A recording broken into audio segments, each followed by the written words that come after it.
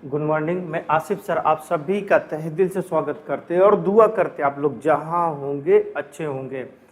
अभी क्लास में हम आपको नंबर संख्या के बारे में एक अच्छा सा कॉन्सेप्ट देंगे।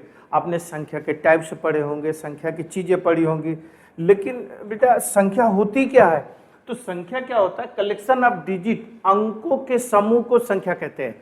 देखो, संख्या से रिलेटेड अच्छी चीज पढ़ोगे, मतलब बेसिक चीज पढ़ोगे, तो आपका कैलकुलेशन अपने आप ही अच्छा हो जाएगा। दूसरी चीज, संख्या का नाम गुणा गणित करना नहीं होता है, पहले बाद में करेंगे, पहले संख्या होती क्या वो समझेंगे। तो संख्या जैसे क्या होता है? कलेक्शन ऑफ डिजिट होता है। थोड़ा सा समझिए हमारी बात को। जैसे शब्द होते हैं जिसको इंग्लिश में वर्ड बोलते हैं, ठीक है ना, ये क्या होता है? कलेक्शन ऑफ अल्फाबेट होते हैं। ऐसी संख्या नंबर जो होती है, संख्या कलेक्शन ऑफ डिजिट होता है। अंकों के समूह को क्या बोलते हैं हम लोग? संख्या।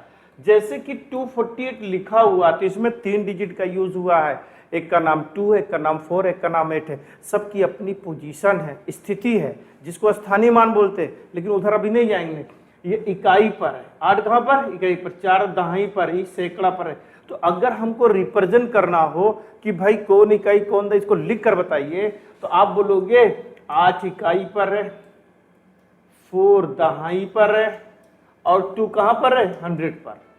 ठीक है ना? तो इसे मल्टीप्लाई करोगे 200, 40 और क्या गुणा करोगे? 8, ऐड करोगे तो 248। तो संख्या क्या है? Collection of digit. अंकों के समूह को हम लोग बेटा क्या बोलते हैं? संख्या बोलते हैं। आई बात समझ में? तो यही चीज हमें पढ़ना है कि अंकों के समूह को संख्या बोलते हैं। जैसे यहां पर हमने थोड़ा सा लिखा हुआ है, अभी लिखना सिखाते हैं। देखो, अंकों का समूह, if x y z be the digit of a number, मतलब बोला गया है कि आपको 3 डिजिट, एक का नाम एक्स है, एक का नाम वाई, एक का नाम जेड है, ठीक है ना। तो ये किसी संख्या के अंक है, तो इसकी संख्या अगर आपको लिखनी हो तो कैसे लिखेंगे? देखो, हमारे पास यहाँ पर है एक यक्स है, एक वाई है और जेड है, ठीक है ना। इसका यूज करके हम समझाने की कोशिश कर रहे हैं कि एक संख्या लिखिए, ठीक है ना। तो इसमें से कोई भी इकाई पर हो सकता है, कोई दहाई पर हो सकता है, कोई सैकड़ा पर हो सकता है। तो मान लो z इकाई पर है, z इंटू 1। मान लो y दहाई पर है तो y इंटू 10। मान लो x 100 पर है, तो ये हो गया। अब मल्टीप्लाई करोगे तो 100x 10y plus z। Clear हुआ ना? ये 3 अंकों से बनी एक संख्या हो गई। अगर आप डिजिट को मानते कि ये y इकाई पर है और ये दाईं पर है, ये सैकड़ा पर है, तो इसके डिजिट ही बदलेंगे तो ये संख्या हो सकती है ये लिखी गई हो 10z और प्लस x, या तो ऐसे लिखा गया हो। ये केवल आपको ये समझाने की कोशिश हो रहा है कि इकाई के स्थान, दहाई का स्थान और सैकड़ा स्थान। या तो हमें बता दो कि x इकाई पर ही रहेगा, y दहाई पर ही रहेगा और z सैकड़ा पर ही रहेगा, तो एक स्पेशल एक नंबर बनेगा। लेकिन हमको नहीं पता, केवल हमको ये बताना कि x y z का यूज करके एक संख्या बनाइए। तो संख्या आपकी बेटा ये भी हो सकती है, ये भी हो सकती है और ये भी हो सकती है। हम यहाँ संख्या लिखना बता रहे हैं, ठीक है ना। और डिटेल में जाते हैं। देखो, सीखना ये कॉन्सेप्ट है। जब क्वेश्चनों की प्रैक्टिस कराएंगे, इसमें भी अभी कुछ क्वेश्चन की प्रैक्टिस तो हम कराएंगे ही, केवल क्वेश्चन कॉन्सेप्ट ही नहीं बताएंगे, कुछ क्वेश्चन की प्रैक्टिस करा देंगे तो आपका अजर और अमर हो जाएगा कॉन्सेप्ट।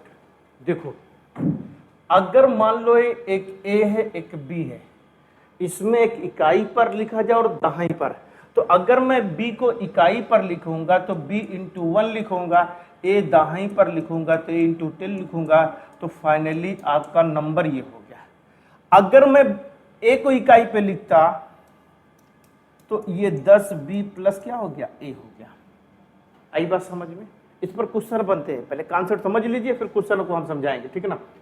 अब देखो, ये चीज हो गया। अगर मैं आपसे बोलूं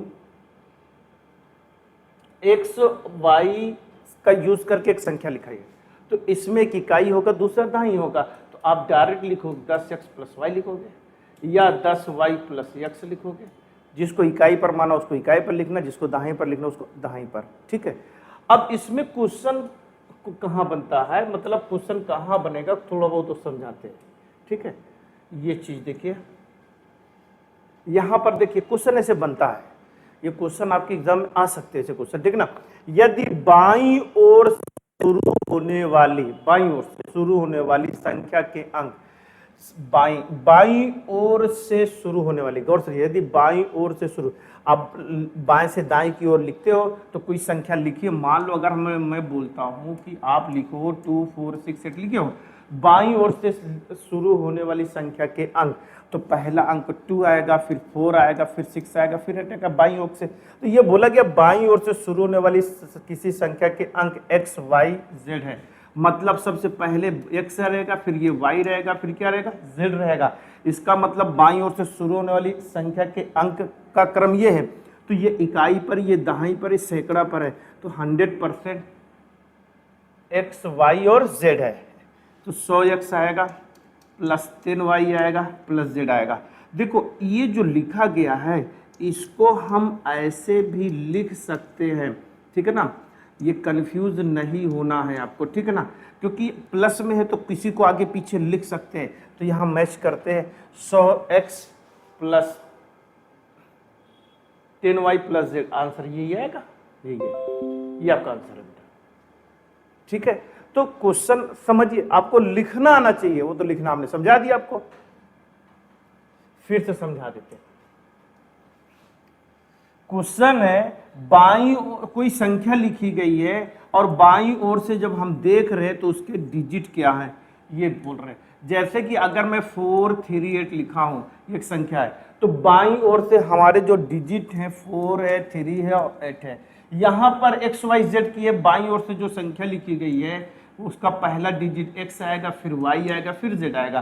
तो ये इकाई पर है, ये दहाई पर, ये सैकड़ा पर है, तो z इंटू 1 आएगा, y इंटू 10 आएगा और x इंटू कितना आएगा, 100 आएगा। तो ये 10x हो गया बच्चे, ये 10y हो गया प्लस z हो गया।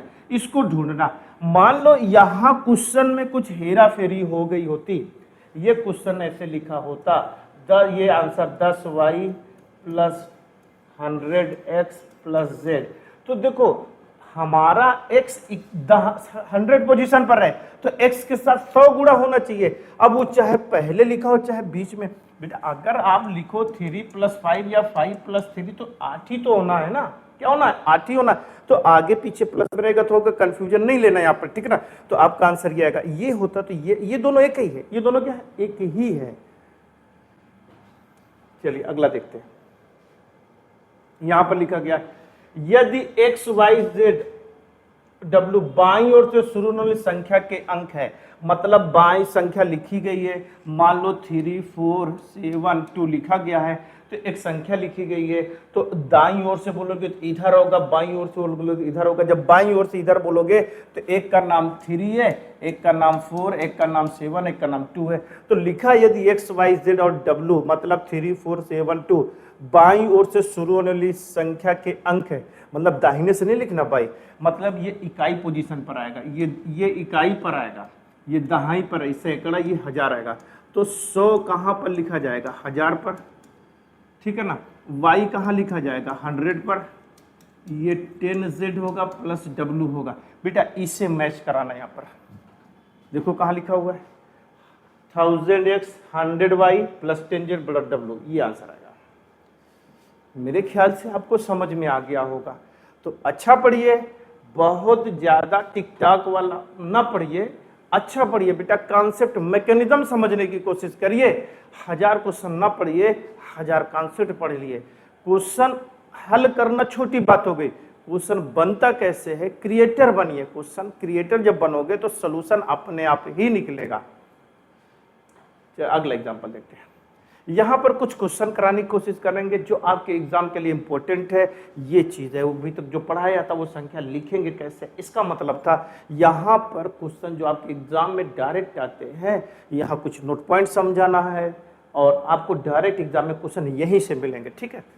देखो लिखा है ए और बी दो अंकों की एक संख्या, यदि अंकों का क्रम बदल जाए तो नई संख्या बनेगी। इससे रिलेटेड क्वेश्चन आपका एसएससी सीएचएसएल की बात करेंगे, सीजीएल की बात नहीं करेंगे, सीजीएल में नहीं आएगा, सीएचएसएल में बहुत बार आया हुआ है, ठीक है ना। अब देखिए बोला गया है कि ए और बी दो अंकों की एक संख्या है, दो अंकों क्रम बदल जाए तो नई संख्या बनेगी, मतलब नई संख्या बनेगी। तो इससे रिलेटेड, तो माना दो अंक ए और बी है, तो इससे एक संख्या बना लो, ये हो गया। फिर इसके क्रम को बदल दो, इकाई की जगह दहाई, दहाई की जगह इकाई, तो यहां पर लिख दिया 10b प्लस क्या लिख दिया a। ये मूल संख्या है, मतलब जो पहले थी ये क्या हो गई, नई संख्या हो गई। इससे रिलेटेड क्वेश्चन एग्जाम में आता बेटा। अब यहां से दो कहानी होगी, इन दोनों संख्याओं का योगफल या इन दोनों संख्याओं का अंतर से रिलेटेड क्वेश्चन आएगा।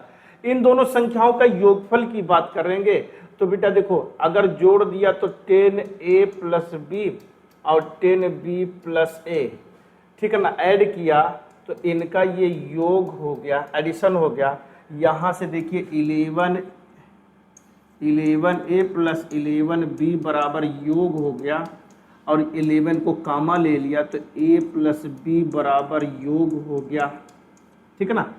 अब देखिए अगर आपके क्वेश्चन आए, माना दो अंकों की एक संख्या है, उस संख्या के अंक के क्रम को बदल दिया जाए तो मूल संख्या और नई संख्या का योगफल ये होता 11a प्लस b।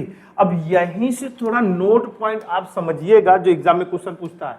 देखिए योगफल हमेशा इस तरीके से लिखा होता है, ठीक है ना। तो योगफल हमेशा 11 से कंप्लीटली डिवाइड होगा। योगफल किससे डिवाइड होगा, 11 से हमेशा डिवाइड। तो पहला नोट पॉइंट ये लिखना आपको, योगफल हमेशा 11 से पूर्णतः विभाजित होगा, 11 से पूर्णतः विभाजित होगा। जैसे अगर मैं क्वेश्चन बोलता, ऑप्शन भी दे देता हूं, माना दो अंकों की एक संख्या, उस संख्या के अंक के क्रम को बदल दिया जाए तो मूल संख्या और नई संख्या का योगफल होगा। ये चार ऑप्शन दे रहे हैं, 48, ठीक है ना, 68, 88, 95। तो योगफल हमेशा 11 से कटता ही है। तो योगफल कौन है बेटा, ये 11 से ये कटेगी, आंसर हो जाएगा। ये क्या हो जाएगा, आंसर हो जाएगा। तो कहने का मतलब योग, देखिए यहां पर पहला नोट पॉइंट ये लिखना कि माना दो अंकों की एक संख्या है, उस संख्या के अंक के क्रम को बदल दिया जाए तो मूल संख्या और नई संख्या का योगफल हमेशा 11 से कंप्लीटली डिवाइड होगा, पहला, ठीक है ना। इस तो 11 से डिवाइड होगा, पता हो गया। अब फिजिकली ये क्वेश्चन दे देगा कि ठीक है, माना दो अंकों की एक संख्या है, उस संख्या के अंक के क्रम को बदल दिया जाए तो मूल संख्या और नई संख्या का योगफल होगा। चार ऑप्शन दिया है, तो इन चार ऑप्शनों में जो 11 से कटेगा वही तुम्हारा आंसर आएगा। अब जैसे योग यहां पर ये सब दिया, तो योग a प्लस बी बराबर कितना हो गया, योग डिवाइड बाई 11 हो गया। तो योगफल हमेशा 11 से कटेगा, और जब कटेगा तो जो भी आएगा वो अंकों का योगफल होगा। किसका होगा, अंकों का योगफल होगा।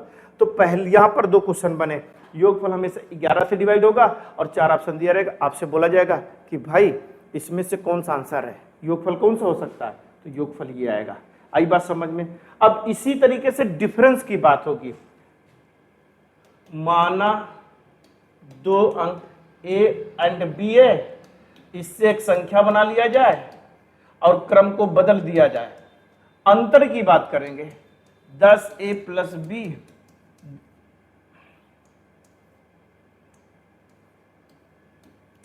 ये डिफरेंस का सिंबल है, ठीक है, 10b प्लस a, ये अंतर आएगा, ठीक है ना। अब गौर से देखिए, अंतर का मतलब होता है कम और ज्यादा। 10b ये बराबर कितना हो गया, अंतर।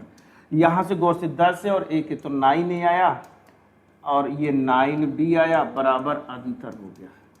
तो यहां से 9 कामा ले लिया तो a अंतर b। देखो बेटा, अंतर किसका मल्टीपल है, 9 का।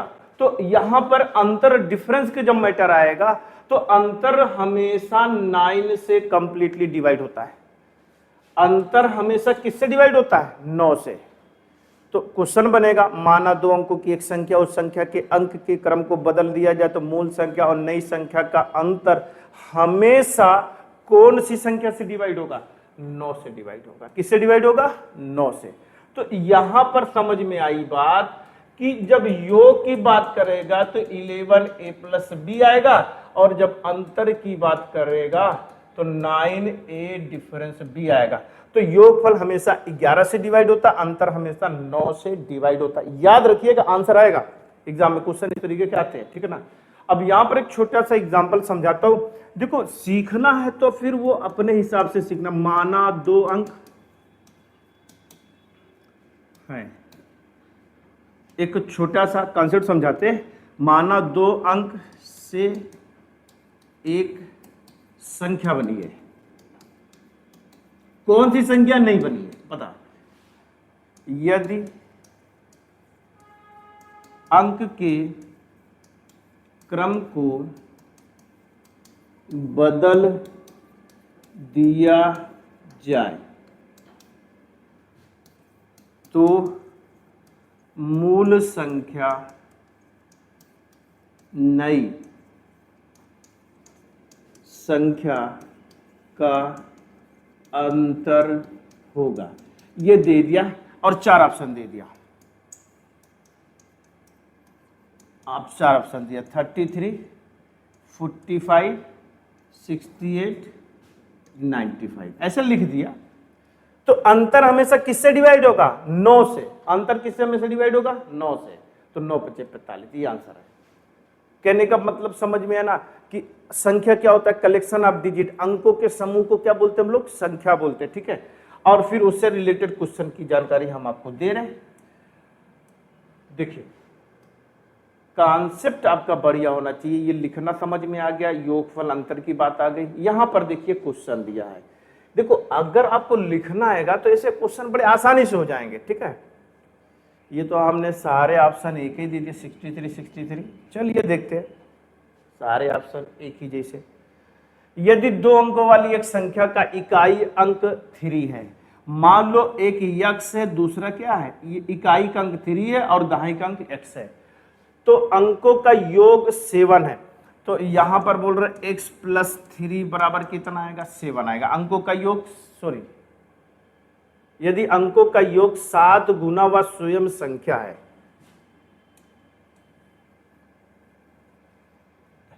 देखो जो अंकों का योग है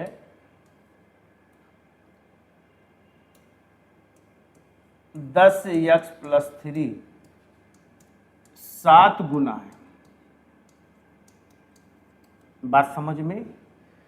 इकाई का अंक 3 है, दहाई का अंक x है, तो अंकों का योग 7 गुना वो खुद संख्या है। तो वह संख्या क्या होगी? ये इसे हल करना है। क्या करना है? हल करना। तो बेटा बड़ा सिंपल सी बात है, इसमें x की वैल्यू निकाल लो, आंसर आएगा, ठीक है ना। अब देखो, यहां जब हम मल्टीप्लाई करेंगे तो 7x आएगा, और 7x इधर आएगा तो कितना आएगा बेटा? ये 3x आएगा, ठीक है ना। और ये 7 × 3 = 21 आएगा, 3 जाएगा 21 में जाएगा तो 18 आएगा, तो x बराबर कितना हो गया? 6 हो गया। कितना हो गया? 6। अब जब x की वैल्यू 6 हो गई तो यहां पर गौर से देखिए क्या लिखा हुआ है, 10 × x + 3 लिखा है, तो x की वैल्यू 6 है, 10 × 60, 60 3 कितना हुआ? 63। तो आंसर कितना हो गया? 63। यही आंसर है। आई बात समझ में? क्लियर हुआ कि नहीं? हो गया। चलिए, अब वो ऑप्शन बनाने में हो गया ऐसे ऐसे, एक ही ऑप्शन को 4 बार रिपीट कर दिया गया। क्वेश्चन समझ में आया क्या? क्योंकि आपको हमने लिखना सिखाया हुआ है, वही मैंने। यहां पर सबसे अच्छी बात है, ये मैक्सिमम ग्रुप डी हो गया, यूपीपी हो गया। अब सीरियल में तो नहीं आएगा ना, सीसेट में तो नहीं आएगा ना। बोले n अंकों की कितनी संख्या, तो एक कॉन्सेप्ट होता है, अगर n अंकों की कितनी संख्या आपसे बोला जाएगा भाई एक अंक की कितनी संख्या, तो बेटा हाँ ये अच्छी बात है। देखिए बेटा, संख्या अलग होती है, अंक अलग होता है। जो आपका अंक है 0 से लेकर 9 तक है, और जो संख्या की शुरुआत होती है 1 से होती है। कहां से होती है? 1 से होती है, ठीक है ना। 0 कभी संख्या नहीं होती, शुरुआत कहां से होगी? 1 से होगी, ठीक है ना। तो एक अंक की संख्या 1 से लेकर 9 टोटल 9 है।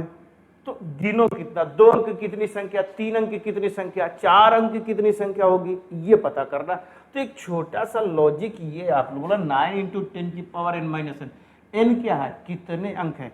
हम बोले एक अंक की कितनी संख्या, तो n बराबर कितना हो जाएगा? 1।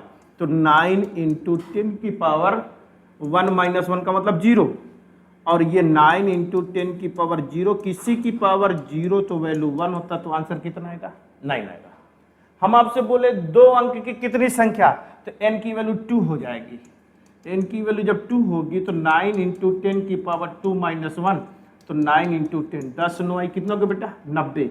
2 अंक की कितनी संख्या होगी? 90 होगी। आपसे बोले 3 अंक की कितनी संख्याएं होती है, तो 3 अंक की कितनी संख्याएं होती है लिखने के लिए कि n बराबर कितना लग जाएगा? 3, तो 9 इंटू 10 की पावर 3 माइनस 1, तो 9 इंटू 10 की पावर 2, 100, 9 गुणे 100 बराबर कितना होगा बेटा? 900। अब इसी तरीके से बढ़ाते जाएंगे, बढ़ता जाएगा। 5 अंक कितनी संख्या, तो n की वैल्यू 5, 5 में से एक जाएगा 4, तो 10 की पावर 4, 10 की पावर मतलब 4 बार 0 रहेगा, 9 से गुणा करेंगे तो 9000। कितना? 9000। n की वैल्यू 4, 5, अगर 5 अंक कितनी संख्या, तो n की वैल्यू 5 रखा, 5 में से एक जाएगा तो कितना आएगा? 4। और जब 4 आएगा, ये बहुत इंपॉर्टेंट है बेटा, क्वेश्चन पूछ लिया जाता है। n की वैल्यू 5 बोला जाए तो 9 इंटू 10 की पावर 5 माइनस 1, तो 9 इंटू 10 की पावर यहाँ 4 आ जाएगा, और ये 10, 1 2 4 0 गुणा कर देंगे तो 90,000 आ जाएगा। 4 0 का ना, तो 90,000 हो जाएगा। तो 5 अंकों की कुल कितनी संख्या होती है? 90,000 होती है। तो ये आपका कॉन्सेप्ट था कि संख्या क्या होती है। तो बेटा संख्या क्या होती है?